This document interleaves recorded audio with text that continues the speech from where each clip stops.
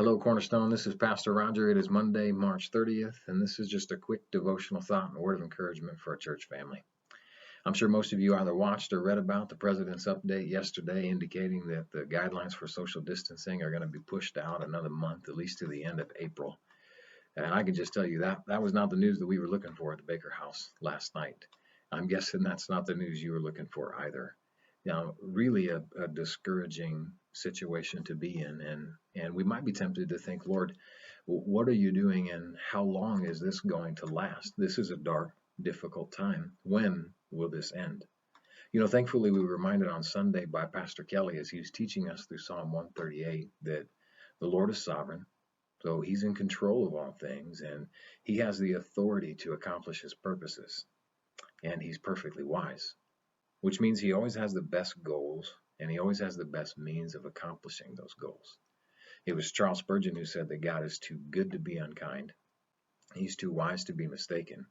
When we cannot trace his hand, we must trust his heart. We may not see the big picture. We may not know what God is up to, but we know that he's in control, and we know that he's good, and we know that we can trust him. And that is a source of comfort for us. But I was reminded further of this last night as I finished reading 2 Kings in our family devotions. And 2 Kings is really a dark time in the history of God's people.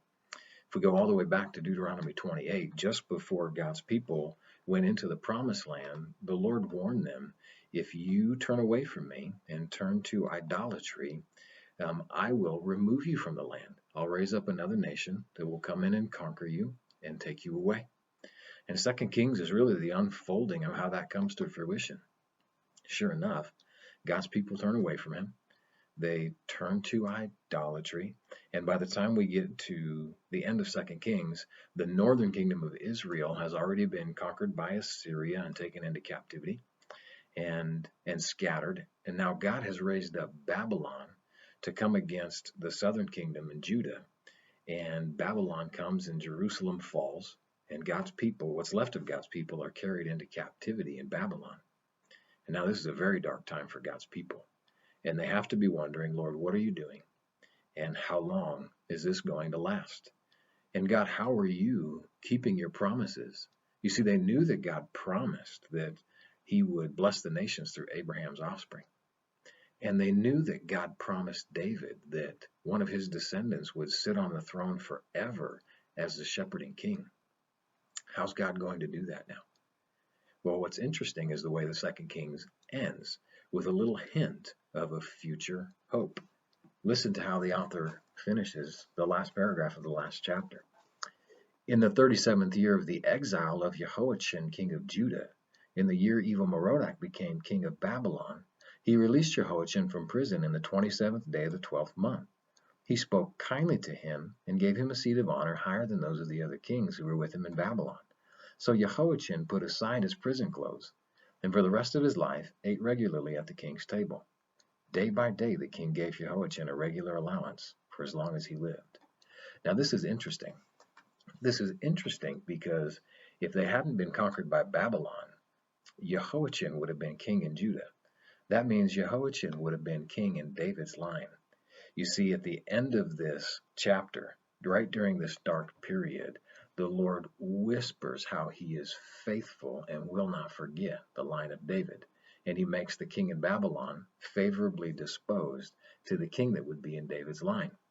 Now, what God's people didn't know is what we know now, because we can look back to the coming of Christ. You see, the fulfillment of his promises wasn't in David, and it wasn't in Jehoiachin. It was in Jesus Christ, the king who would come on Palm Sunday, which we celebrate this coming weekend. When Jesus rode into Jerusalem on a donkey and they laid their cloaks before him, they were declaring, this is the king. This is the king who will sit on David's throne forever. This is the offspring of Abraham through whom the nations would be blessed. And this is why it's good news for us, guys. Because God has made some promises to us that are bound up in the person of Jesus Christ, no matter what our circumstances are.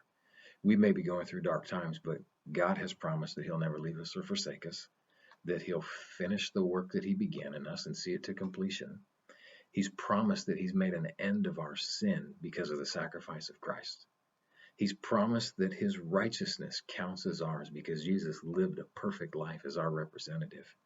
And he's promised that nothing can separate us from the love of God that's found in Jesus Christ. This is good news. So as we are in uncertain times, we anticipate the coming of the King this next weekend. Let's remember that God has made some promises to us that no matter what our circumstances are, he has done good to us in Christ. He's put an end to our sin, and he has secured us for all of eternity. That's good news, isn't it, church? Listen, I miss you, and I'm praying for you. I hope you're encouraged by that thought, and I can't wait till we get together face to face, hopefully sooner rather than later. God bless.